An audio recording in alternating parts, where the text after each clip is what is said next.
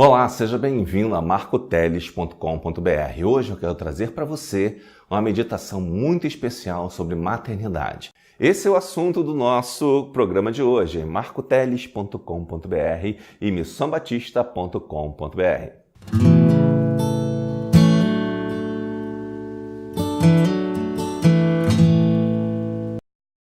Mas antes quero te informar que a partir de hoje estaremos publicando os vídeos somente aos domingos, porque é uma data em que se dedica ao Senhor, onde as pessoas estão mais voltadas a ouvir a palavra de Deus, e vamos deixar vídeos mais elaborados aos domingos. Visite marcoteles.com.br e também missãobatista.com.br. Em missãobatista.com.br você vai encontrar algumas coisas muito interessantes, que são cursos, um seminário online, onde você vai poder aprender da palavra de Deus.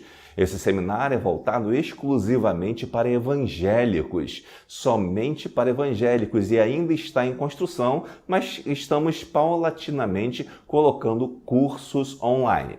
Já temos um curso no missãobatista.com.br que trata da instalação e gerenciamento e configuração de plataformas de web para sites de igreja. Hoje nós vamos falar sobre o desprezo mundano pela maternidade.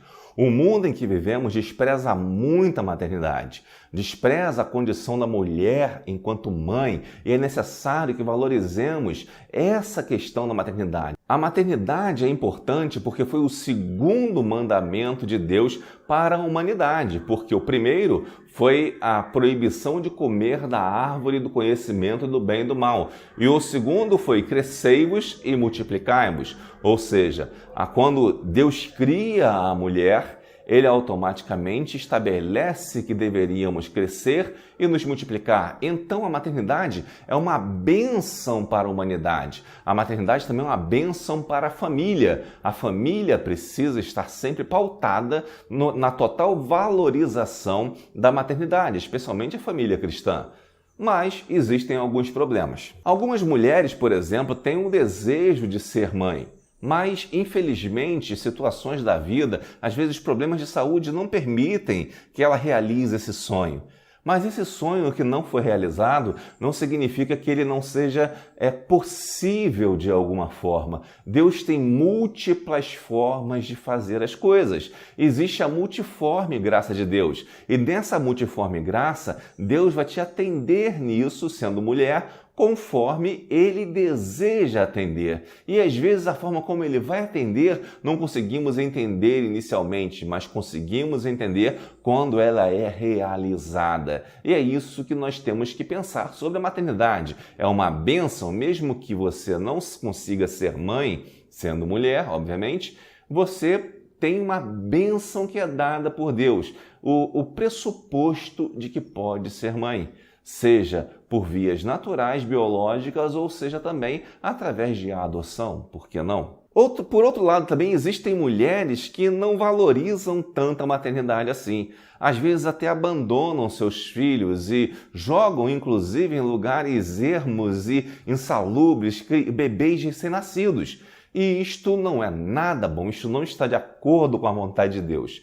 Então, como podemos compreender essa situação? Como é possível compreender que uma mulher que tem amor para dar, que tem amor pelas crianças, que deseja ter um filho, na verdade não consiga engravidar, e outras que simplesmente abandonam seus filhos por vários motivos, né? Não vamos citar todos esses motivos, mas por vários motivos às vezes têm seus filhos. Algumas mulheres até abortam seus filhos, mas engravidam. Por que isso? Por que Deus permite isso? Muitas mulheres que desejam ser mãe não conseguem compreender esse tipo de dilema. Afinal, é um dilema complexo, realmente. É um dilema extremamente complexo e que precisa de um cuidado especial para ser compreendido. Entretanto, compreender esse dilema é de fundamental importância para que você possa entender o plano de Deus na sua vida e também fazer com que esse plano de Deus seja algo produtivo de bem para outras pessoas. Por isso, eu quero que você preste atenção no que nós vamos falar neste vídeo. É sabido que Deus permite apenas aquilo que podemos suportar. Portanto, se você não é mãe, é porque Deus sabe o que você pode suportar e o que você não pode suportar. Tem um vídeo que eu coloquei na internet, no YouTube, que você poderá encontrar falando sobre o aborto espontâneo, sobre por que Deus permite o aborto espontâneo. Recomendo que você assista esse vídeo para entender por que situações como essa são possíveis. Quantas pessoas que abandonam seus filhos e que têm diversos problemas, algumas pessoas que são às vezes drogadas e que não sabem como lidar com as coisas, não têm nenhum preparo mesmo mental para lidar com essas coisas. Como vamos lidar com essas pessoas? Como agir com essas pessoas? Deus nos dá essas pessoas para que exerçamos a nossa misericórdia. Ele quer que nós venhamos a demonstrar a nossa misericórdia e sabedoria. Essas pessoas, por incrível que pareça, mesmo nessa situação decaída por causa do pecado, elas são instrumentos de Deus para que você faça a vontade dele. Porque tudo Deus criou, todas as pessoas foram criadas por Deus. E inclusive as pessoas que precisam da ação, precisam do conselho, precisam do seu exemplo como pessoa cristã, elas também precisam de você. E elas têm algumas coisas que você não tem, exatamente porque você não tendo, você será mais sábia ou sábio para poder ensinar a essas pessoas. Deus nos mostra algumas aparentes contradições que não são contradições verdadeiras. Há uma diferença entre uma contradição e uma aparente contradição. A contradição, ela simplesmente não se realiza em nenhum momento. Ela não mostra nenhuma noção de verdade em situação nenhuma.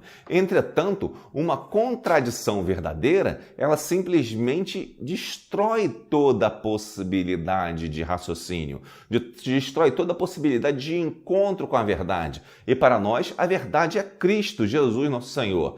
E quando Deus coloca alguns dilemas em nossas vidas, esses dilemas não implicam em contradições, implicam somente que precisamos nos esforçar mais para compreender aquele dilema, porque Deus permitiu isso na nossa vida. E nós, se procuramos a Deus e se nos dedicamos a Ele, vamos encontrar a resposta mais cedo ou mais tarde. Quero ler com você alguns textos bíblicos. O primeiro texto bíblico está em 1 Coríntios 10, 12 a 13.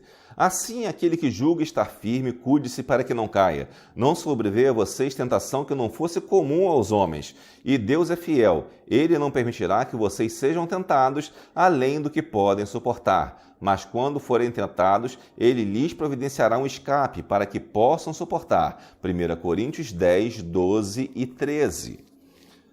Outro texto bíblico que podemos ler também. Assim jurei na minha ira, jamais entrarão no meu descanso.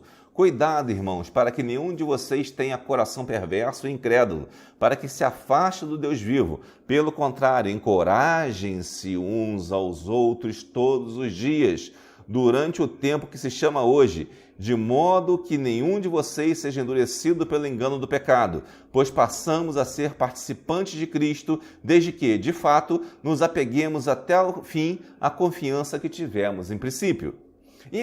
Esse texto está em Hebreus 3, 11 e 14. Outro texto também que devemos observar é o que está em 1 Timóteo 2, 14 e 15, que diz o seguinte: E Adão foi enganado, mas a mulher, sendo enganada, caiu em transgressão. Mas ela se salvará tendo filhos, se permanecer na fé, amor e santificação com prudência. Ora, vemos alguns textos aqui importantes que nos falam sobre a questão da maternidade, sobre realmente termos uma vida sábia. Se nós formos pegar primeiramente o texto de 1 Coríntios 10, 12 a 13, nós veremos o seguinte nesse texto. Ele diz o seguinte: assim aquele que julga estar firme, cuide-se para que não caia. Ou seja, todos nós estamos sujeitos a cair. Se você, de repente, não caiu em alguma situação em que outra pessoa tenha caído, não significa que você não possa cair em outra situação pior. Por quê? Porque somos seres humanos, fracos, falhos, e podemos errar em algum momento. Não podemos no sentido de que temos direito de errar. Não, podemos no sentido de possibilidade de erro. A possibilidade de erro está sempre nos seguindo, sempre nos acompanhando e devemos tomar cuidado com essa possibilidade. O texto também diz que não sobreveio tentação que não fosse comum ao homem, ou seja, outras pessoas já passaram pela tentação que você está passando. Não existe nenhuma tentação pela qual nós passemos que outras pessoas não passaram no mundo. E essas pessoas que passaram por tentações foram sábias para ensinar outras pessoas a vencerem essas tentações. E você precisa também aprender com isso. As tentações pelas quais você passa também permitem que você amadureça enquanto cristão. Ora, se alguém quer sabedoria, se alguém quer fé, por exemplo, diz a Bíblia, você vai pedir a Deus, você encontrará provação, dificuldade, porque a fé ela é elaborada, ela é acrescida, ela é amadurecida pela provação. E nós precisamos estar certos de que podemos vencer a tentação e ser cada vez mais sábios em nome de Jesus. É interessante também que lá em 1 Coríntios 10, 12 a 13, especialmente no final do versículo 13, diz o seguinte: quando forem tentados, Ele, ou seja, Deus, lhes providenciará um escape para que possam suportar. Ou seja, a tentação é suportável porque Deus lhe dá o escape. Deus lhe dá o escape para a tentação. O escape não virá de sua esperteza, de sua capacidade ou de cursos que você tenha feito, não. O escape virá da providência de Deus. A providência de Deus lhe dará o escape para todas as tentações, por piores que ela seja, inclusive não ser mãe ou às vezes até lidar com uma mãe que está tentando jogar seu filho fora. É interessante que, se a gente observar algumas situações, especialmente nesse caso da mãe que tenta jogar o filho fora, que a gente às vezes não consegue compreender por quê, a gente tem que estar atento. Existe o aborto, que é um pecado e que ele é impetrado e propagado pelo feminismo na cultura atual, e esse feminismo faz com que as mulheres desvalorizem os fetos, desvalorizem as crianças para que possam simplesmente valorizar a si mesma. É uma ideologia egoísta e antibíblica. Portanto, o feminismo é uma coisa que devemos combater com as Escrituras. Uma mulher verdadeiramente cristã combaterá o feminismo com unhas e dentes para que as outras mulheres se tornem sábias como ela. E se tornando sábias como ela, elas também possam dar valor à maternidade e poder ver como é importante ter filhos, e filhos são bênçãos para todos. Em Hebreus 13, de 11 a 14, diz que devemos nos encorajar uns aos outros. Devemos nos encorajar uns aos outros porque somos participantes do corpo de Cristo. Ou seja, aquilo que Cristo sofreu lá na cruz, nós também sofremos aqui na terra. Jesus disse: no mundo tereis aflições, mas tem de bom ânimo, eu venci o mundo. O que significa que mesmo que você tenha aflições, você pode vencer essas aflições. E essas aflições serão vencidas com grande regozijo. Então, encare as dificuldades, encare os problemas e vença as dificuldades. Voltando ainda a 1 Timóteo 2, 14 e 15, nós podemos ver uma espécie de protofeminismo, um feminismo inicial, um feminismo meio que latente na igreja em que Timóteo era pastor. E Paulo dá um conselho importante para aquele novo pastor. Ele diz o seguinte: Adão não foi enganado, mas a mulher, sendo enganada, caiu em transgressão. Está fazendo uma regressão, em pensamento, às coisas que aconteceram com Adão e Eva, lá no paraíso, quando houve a queda da humanidade e o pecado entrou no mundo. E Paulo continua dizendo o seguinte: mas ela se salvará tendo os filhos, se permanecer na fé, amor e santificação com prudência. Ora, podemos entender aqui, e algumas pessoas até entendem, que Paulo está dizendo que a função da mulher é ter filho, E que ela deve só ter filho. Ora, não é isso que Paulo está dizendo. Esse é o argumento das feministas. E Paulo, inclusive, está lidando com essas mulheres, com mulheres que queriam, de certa forma, abandonar o casamento para não serem mais, mães de família. E isso não estava correto, segundo a Bíblia Sagrada. Para um judeu, era inadmissível que uma mulher não quisesse ser mãe. não havia nem a questão de se cogitar um aborto como um crime praticado, simplesmente porque a mulher tinha todo o prazer e toda a alegria de ser mãe. Ser mãe era uma bênção, a bênção mais maravilhosa que uma mulher judia poderia ter. Portanto, pensar em aborto era ridículo para aquelas pessoas. Mas Paulo está falando para uma igreja onde as mulheres tinham pensamentos diferentes, pensamentos um tanto quanto estranhos, e Paulo diz para Timóteo para ele tomar cuidado com essas mulheres. E ele diz que essas mulheres devem valorizar aquilo que é importante, ou seja, a família, né? Quando ele diz que elas serão salvas tendo filhos, é que elas serão salvas tendo filhos, não abandonando a maternidade, né? Não procurando celibato, mas tendo uma família. Isso que ele está querendo dizer. Assim como ele diz posteriormente no capítulo 3, diz que o presbítero deve ser marido de uma só mulher, e diz também posteriormente em outros lugares da Bíblia que também o homem deve amar a mulher como se fosse a si mesmo, como Cristo amou a sua igreja. Observe, ele está dizendo que quando ele diz que a mulher será salva tendo filhos, é que ela será salva sem precisar fazer nenhum tipo de malabarismo ou de sacrifício celibatário enquanto mulher de família. Ao contrário, ela deve ser uma mulher de família e valorizar isso. Isso que ele está querendo dizer aqui, ou seja, ele está valorizando a maternidade, e a maternidade é que torna uma mulher realmente uma mulher de família. Então, portanto, não vemos nenhuma contradição em Paulo. O que nós vemos é uma incompreensão colocada por pessoas que trouxeram pensamentos errôneos e estranhos à compreensão das Escrituras como uma teologia feminista, o que é totalmente errada e herética. Paulo ainda continua nos dizendo que essa mulher será salva tendo filhos, mas há uma coisa principal, há uma condição, porque a mulher pode ter filho e não ser salva. Ele diz, coloca a palavra se, a condicional se. Qual é a condição? Ela permanecer na fé, no amor, na santificação com prudência. Ou seja, é necessário a fé, amor, santificação com prudência. O que acontece então nesse caso da mulher que de repente abandona seu filho? Em alguns casos, essa mulher não tem fé, amor, santificação e prudência. Seja por estar envolvida com ideologias feministas, seja por estar envolvida até com drogas, ou seja simplesmente por ter tido uma doença pós-parto, um tipo de loucura pós-parto. E essa loucura faz com que ela rejeite o seu filho. Então, o que cabe a nós? O que cabe especialmente à mulher que é sábia, que edifica a sua casa e que também tem experiência para compartilhar e para consolar e resgatar essas vidas. Cabe ensinar a ela o amor, a prudência, a permanecer na fé e a santificação. Por isso que às vezes algumas mulheres não têm filhos e outras têm. Porque a essas que não têm filhos é-lhe dado a capacidade de ter prudência, amor, fé e santificação para ajudar outras mulheres. A missão dela é muito grande e ela pode ser mãe também adotivamente, ou quem sabe por outros meios que venham a inventar para facilitar a concepção. Mas ela pode ser mãe, além de ser mãe, ela é também uma conselheira.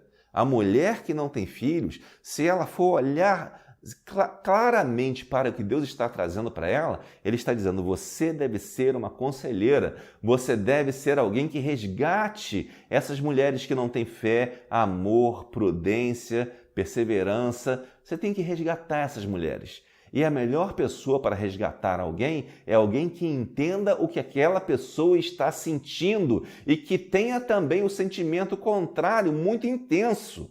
Ou seja, entende a maldade por aquela pessoa, pela qual aquela pessoa está passando e entende também o bem que aquela pessoa está rejeitando. Só uma pessoa assim pode resgatar mulheres que estão nessa situação de abandonar crianças ou de abortar por diversos motivos. Então, quando Deus escolhe algumas mulheres para serem estéreis, é porque Ele tem um plano maravilhoso na vida dessas mulheres. E é necessário que se perceba isso e que se abrace esse plano para que possa entender e desfrutar do que Deus tem para a sua vida. É interessante que nós podemos ver também que temos algumas mulheres na Bíblia que foram estéreis. Dentre as mulheres que não tiveram filhos na Bíblia e que foram grandes exemplos de santidade, amor, fé, esperança, compaixão, persistência, nós temos, por exemplo, Sara, a esposa de Abraão, que foi mãe de Isaac, né? E, consequentemente, mãe de todo o povo de Israel e precursora de todo o povo de Deus na terra, junto com Abraão. Observe, uma mulher que não tinha filhos, mas tinha uma missão especial. E quando Deus deu a maternidade para ela, foi para cumprir a sua missão que Deus tinha destinado para Sara. Outra pessoa é Rebeca também, esposa de Isaac. Rebeca, esposa de Isaac. A Rebeca, ela também era estéril, mas Deus providenciou a hora certa o nascimento de Esaú e Jacó. Percebe a diferença? Percebe que há um plano para essas pessoas? Temos também a mãe de Sansão, que a Bíblia não diz o nome, mas diz que ela queria ter um filho e que fez um voto, e daí nasceu Sansão, e Sansão, podemos dizer que foi um grande homem, apesar de suas falhas, assim como todos os homens da Bíblia tinham falhas, né? Situando Jesus Cristo, obviamente, mas Sansão foi um grande homem porque livrou o seu povo de uma grande aflição como instrumento de Deus, apesar das falhas dele. Ou seja, nós já vimos aí 3 mulheres, pelo menos, que fizeram grande diferença na história da humanidade, porque foram fiéis a Deus mesmo não tendo filhos inicialmente. Tiveram filhos depois. Naquele momento, essas mulheres foram usadas dessa forma. Outra mulher que também não tinha filhos era Ana, que foi mãe de Samuel, que também foi um grande profeta e juiz de Israel. E podemos dizer ainda que Isabel estava na sua velhice e não teria mais filhos, a mãe de João Batista. Ora, se Isabel não teria mais filhos, ela tinha pouca esperança, mas Deus lhe deu a gravidez no momento certo e crucial, onde era impossível, mas onde a instrumentalidade dela seria possível. Bom, portanto, acabamos aqui esse estudo de hoje e eu quero que você se coloque em oração e comece a pensar: qual é o plano de Deus para a minha vida? Qual é o plano de Deus que Deus quer que façamos? E para terminar esse vídeo, eu vou começar a colocar aos domingos alguns hinos tradicionais tocados por mim no final do vídeo para que você conheça mais os hinos tradicionais que temos nos nossos hinários, como Cantor Cristão e Hinário para o Culto Cristão. Atualmente estamos desprezando muito os hinos tradicionais, que são belíssimos, com letras belíssimas, por hinos que estão nas paradas de sucesso das rádios evangélicas. Precisamos resgatar esses hinos porque são fundamentais para o aprendizado. Fique com você com Ele é o meu Senhor.